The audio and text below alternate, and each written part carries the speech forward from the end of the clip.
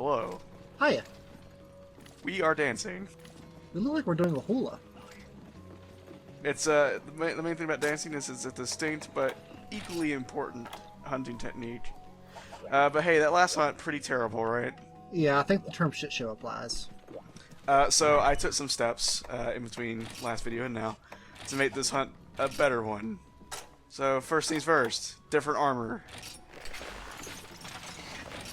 Wow. Second step, better weapon. We look buff as fuck. Yeah, okay, so this set is actually a mix set between some Rhinopolis armor and some Jaddy armor. But let's go hunt a Royal Ludroth, and I'll explain what we're working with on the way. Alright. Looks like we have a fishing rod.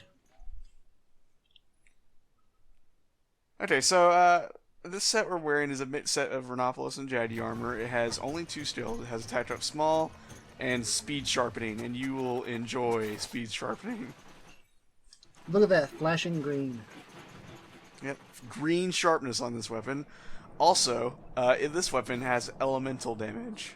Ooh. So on top of the physical damage we have fire damage because it's made of Kurapeko parts. Cool. So hey, look at this banana asshole. It looks like a tulip. He's my spongy friend. It sets like normal Ludroth, he is an asshole, but larger. I gotta hand it to Monster Hunter. Their monsters are very colorful. Alright, so like I said, this weapon does fire damage. We're gonna go ahead and pelt it with a paintball just in case. Royal Ludroth does a lot of underwater stuff, and that's terrible, but there's something we can do to deal with that. So like I mentioned, I like to stay in switch axe mode, in axe mode a lot, because it's very mobile, very quick. So we want to get behind it and start chopping at its tail. Does it use its tail like a rudder when it's underwater? Well, I mean, you may have noticed there, it uses sort of like a tail whip. Mm-hmm. And you remember back when you asked me if breaking certain parts of the monster debuffed them? Yeah. Breaking or cutting off a tail will actually shorten the hitbox on certain attacks, making them easier to avoid. That's super handy. Yeah, so like right here, this Royal Ludroth has a few breakable parts. You know, we can damage its head. We can also damage the spongy frill around it, and we can cut off its tail. If we were using the hunting horn, there is technically a way to cut off tails. With a hunting horn? We're never probably going to see it. With a giant fuck-off sledgehammer bagpipe, you can cut off a tail. Yes. Okay. I'm not going to question. There is precisely one attack in the hunting horn repertoire that does cutting damage. I'll be damned. Okay. Like, you remember when we use the song for attack up small boost? Yeah. The second red note where you sort of do that little jab forward. Mm-hmm. Yeah, that does cutting damage. This seems kind of like a pain in the ass to use. Yeah, I mean, it's not something you're going to be trying to cut tails off with. It's just something that does ridiculous. I don't know why they made it do cutting damage, but yeah. So Royal Ludroth sort of like slides around and jumps around a whole lot, and that makes it kind of hard to get behind and stay behind pretty consistently. Yeah, it looks like it's fucking your shit up pretty well here, but we're also fucking it up pretty hard, I suspect. Yeah, the Royal Ludroth is actually weak to fire damage, and that's why we brought the Kurapeko switch axe. Alright, so speaking of this switch axe, you mentioned last time that, you can craft different weapons and whatever. How do you do that specifically?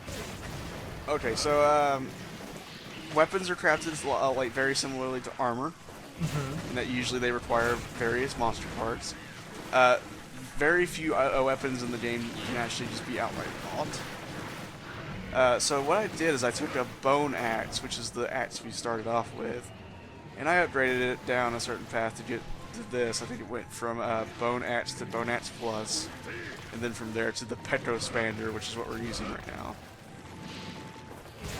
So it pays to upgrade your stuff, not only because it makes them better, but like because it opens up new options for you in terms of what weapons you have. Okay.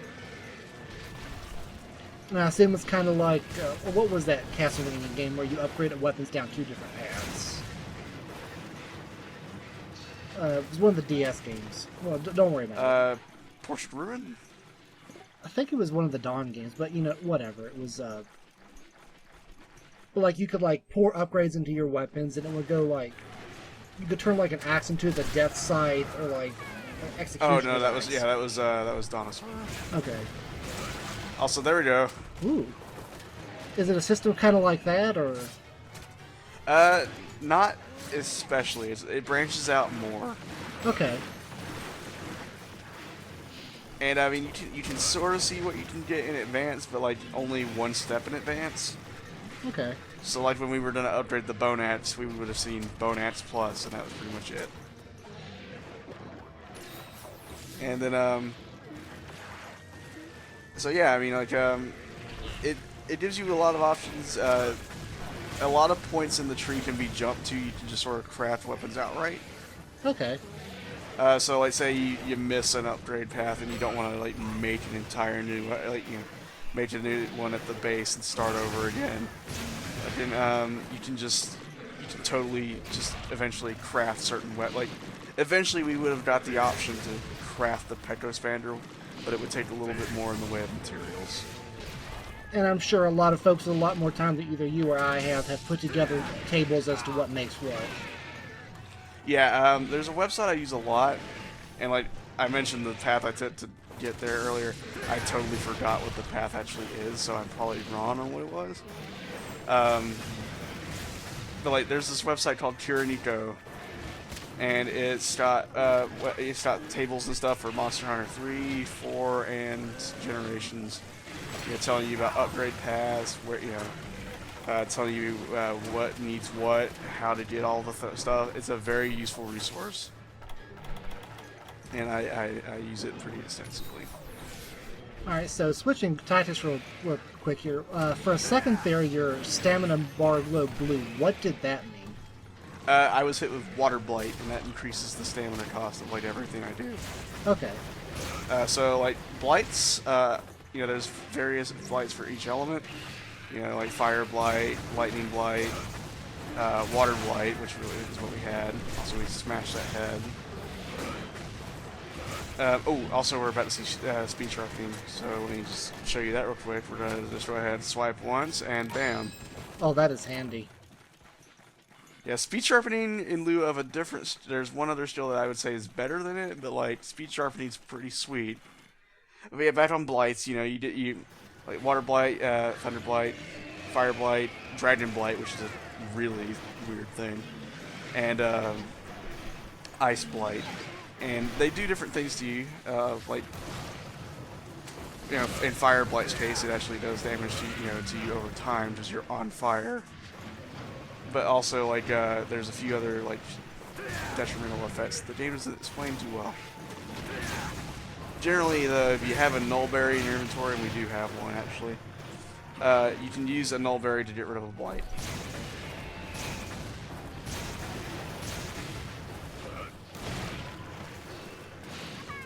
This thing looks like a pain in the ass to fight. I mean, it's not so bad. Like, it looks like it's giving us a hard time, but really, we're kind of giving it the business. It's just that this guy has a lot of health relative to how much ass kicking we're doing. And now begins the part of the fight I hate. Where it's underwater. It is underwater. Underwater fighting, as I have mentioned, is pretty awful. So when I'm underwater is when I'll use the target cam the most, and the target cam is when I tap the L button, it sort of centers the camera on the monster. Mm-hmm. And that's because, like, if you move pretty much relative to the direction your camera's facing. So you want to keep your camera centered on the monster, so you're keeping towards it. And also, like, if you don't hit a direction, but your camera is centered, you can, dodge upwards. Is generally a pretty fail-safe, foolproof way to avoid a monster underwater. It's not the greatest combat system in the world, but like, I'll be real. As much as I hate the underwater fighting in this game, it's not bad. Bad. It's just bad, sort of. Did we And, just collect a tier underwater? I'm sorry? Did we just collect a tier underwater? Yes, we did. Don't worry about it. Okay. The main thing is, like, okay, so in this, these areas were in a different third generation game, which was Monster Hunter Portable Third, which was not released here in the States. And Monster Hunter Portable Third, like, had this area, the Floating Forest, but did not have underwater combat. And the way it explained it away is it was the dry season, so there was still water all over the ground, but it was very shallow. So that you still had these areas, and like all this floating seaweed and stuff here was actually just sort of lying flat against the ground. It was pretty neat. It does sound pretty cool. Like, I like flooded forest as an area, but I hate doing all the underwater stuff in it. I assume there's plenty of underwater bosses to fight here. Oh yeah, pretty much everything that's underwater will either be here or the deserted island. Aren't we lucky? And that's how you know which missions are the good ones, is they take place in other areas. That's not true. Some of the coolest missions in the game take place in the deserted island and the flooded forest. So I see we've torn off part of its frill. Yeah, we've at this point we've actually broken all the parts we can break. We've broke its frill all over the place. We knocked its block off on its head, and we cut its tail off. And so that means we basically at this point we just gotta go for damage. Poor monster. I can do that by switching to sword mode and using the elemental file in it. Because this sword doesn't have a power file, it has an elemental file, which means all the elemental damage we do will be boosted. And so, like, you see every time I'm hitting him, it's sort of like blowing up. He is getting staggered like hell now. Yeah, he's tired, he's at low health, we're doing, the damage he's weakest to. We're laying the hurt on this thing. That's what it's like to be prepared for a hunt. Even if you take a lot of damage, you still, you can still make it work no matter what. So I know it goes to sleep in this area, and I would prefer for it to do so. So we're gonna wait here for just a little bit. These Epioth are giving me some sass, so I'm going to deal with them. As is necessary. They totally weren't, senseless murders. No, they were sassing you. Well, we might need those Hydro hides later, so it works out in the end. And look, there's another one coming to investigate. And Epioths are a lot like Atanas on the surface, in that like they'll half-heartedly try to attack you, but if they sense you're too dangerous, they'll just run away. And usually the bigger ones will be the ones that attack you. The smaller ones will try to get to safety first. And let me guess, if you kill the big one, the small ones all scatter? Yeah, they scatter. Okay. I think that's like a really neat thing that adds lots of life to this world. It is. Like it's like all the monsters are coded in their own way that makes sense for herbivores and carnivores. Also sleepy. So let's wait it up with our special attack. Rude. Well, I mean, it was sleeping, and I'm in the middle of something here. How rude is it that it went to sleep in the middle of that? You woke it up by sticking a chainsaw in its side. And another thing, how rude is that fucking normal Ludroth fucking interrupting the victory stream? Here it comes. Let's go ahead and carve bits off the sponge.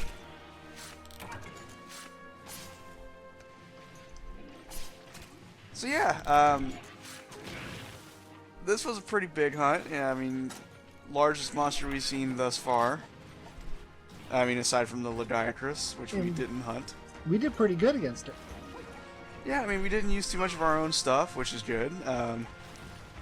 We only had to sharpen once, and speed sharpening made that a breeze.